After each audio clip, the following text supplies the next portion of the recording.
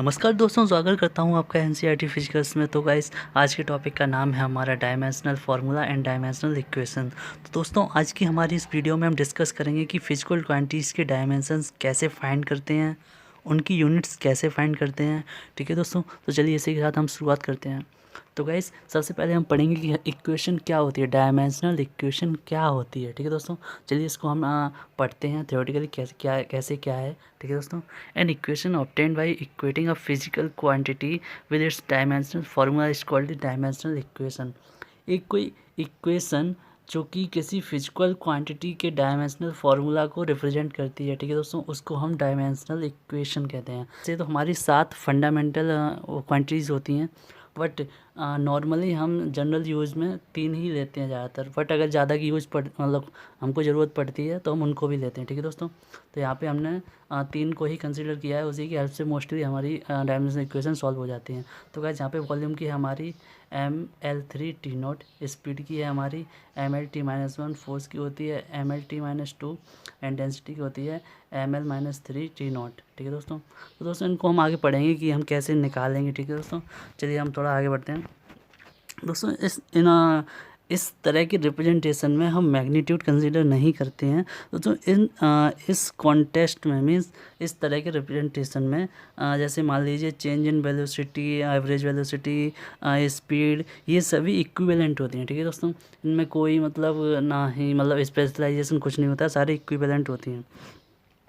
इन सभी क्वांटिटीज़ का को हम मतलब जैसे एवरेज वेलोसिटी में लेंथ अपॉन टाइम होता है, सिंपल वेलोसिटी में भी लेंथ अपॉन टाइम होता है। ठीक है दोस्तों, तो इसमें कुछ स्पेशलाइजेशन हम नहीं लेते हैं, सिंपल लेंथ अपॉन टाइम होता है, जिससे LT-1 हो जाता है। ठीक है दोस्तों, तो चलिए हमारा नेक्स्ट टॉपिक है checking the dimensional consistency of equation. Means किसी इक्वेशन की कंसिस्टेंसी चेक करनी है कि वो चेंज हो सकती है या फिर नहीं हो सकती है, कि वो करेक्ट है या रॉन्ग है। गाइस ठीक है, अगले टॉपिक में हम यही देखेंगे।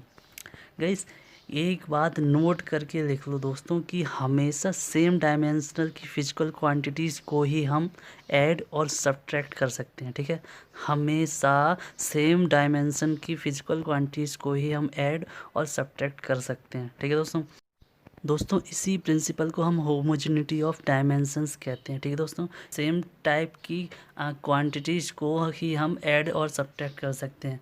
गाइस, मैं आपको देसी तरीके से एक बार समझाना चाहूँगा। मान लीजिए कोई गधे हैं तो वो सिर्फ गधे में ही ऐड होंगे, मान लीजिए इंसान हैं तो वो इंसान में ही ऐड होंगे, गधों में ऐड नहीं होंगे। ठीक है दोस्तों, ये सिंपल भाषा है, मैंने आपको समझाने का एक नया तरीका देखा था। ठीक है दोस्तों, चलिए मैं कुछ एग्जाम्पल से आपको समझाना चाहूँगा। जैसे मान लीजिए हमें क्वांटिटी दी गई है वेलोसिटी, दूसरी है फोर्स। तो गाइस, इनको हम आपस में ऐड नहीं कर सकते। ठीक है, और अगर हमारे पास दोनों फिजिकल क्वांटिटी सेम है, मान लीजिए वेलोसिटी है, दूसरी भी वेलोसिटी ही है, तो गाइस इनको हम ऐड कर सकते हैं और सब्ट्रैक्ट भी कर सकते हैं। हमारी वेलोसिटी का फॉर्मूला होता है कि लेंथ पर यूनिट टाइम। ठीक है दोस्तों, लेंथ पर यूनिट टाइम से हमारा जो डायमेंशनल फार्मूला बनेगा वो बनेगा mlt-1।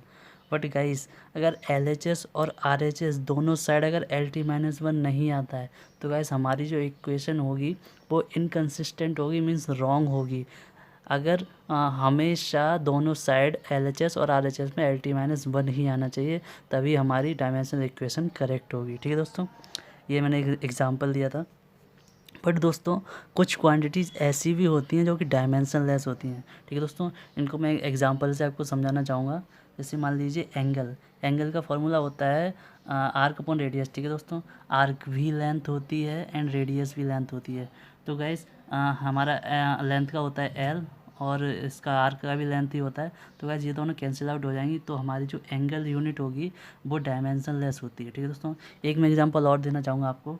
जैसे एक होता है रिफ्रैक्टिव इंडेक्स, ये आप आगे पढ़ोगे अभी, ठीक है, लाइट वाले चैप्टर में, जो कि होता है speed of light in vacuum divided by speed of light in medium. ठीक है, दोनों वेलोसिटी होती हैं, इन दोनों को मतलब दोनों क्रॉस हो जाएंगी, तो गैस ये भी डायमेंशनलेस फिजिकल क्वांटिटी होती है। तो दोस्तों चलिए मैं आपको ये डायमेंशनल इक्वेशन, डायमेंशनल फार्मूला एक एग्जांपल की हेल्प से थोड़ा और एलेबोरेट करने की कोशिश करूँगा। ठीक है दोस्तों, चलिए मान लीजिए हमारी इक्वेशन है x = x0 plus v naught t plus 1/2 AT²। ठीक है दोस्तों, ये हमारी इक्वेशन है। ठीक है, अब गैस देखिए, हमारा LHS और RHS दोनों इक्वल होने चाहिए। दोनों साइड सेम डायमेंशन आनी चाहिए, ठीक है दोस्तों। तो हमारी LHS की जो डायमेंशन आएगी वो होगी L, क्योंकि x जो है वो लेंथ है, ठीक है। x की हो गई L, x नॉट की हो जाएगी, x नॉट की भी L ही होगी।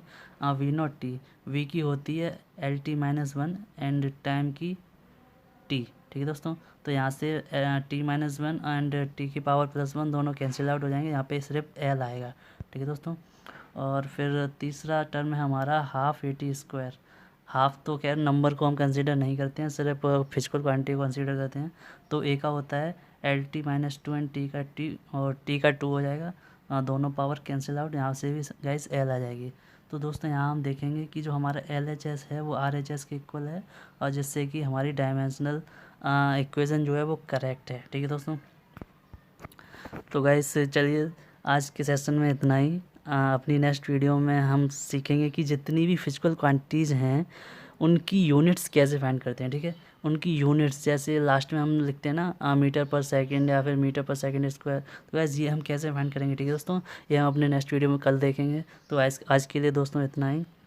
अगर आपको मेरी ये वीडियो अच्छी लगी हो तो लाइट की स्पीड से वीडियो पे लाइक बढ़ा दो, और शेयर नाम के एक्सेलरेशन को फुल कर दो, जितना कर सको शेयर उतना करो दोस्तों। प्लीज़ चैनल को सब्सक्राइब करना बिल्कुल ना भूलें, ठीक है दोस्तों। बाय बाय, मिलते रहेंगे नेक्स्ट वीडियो में।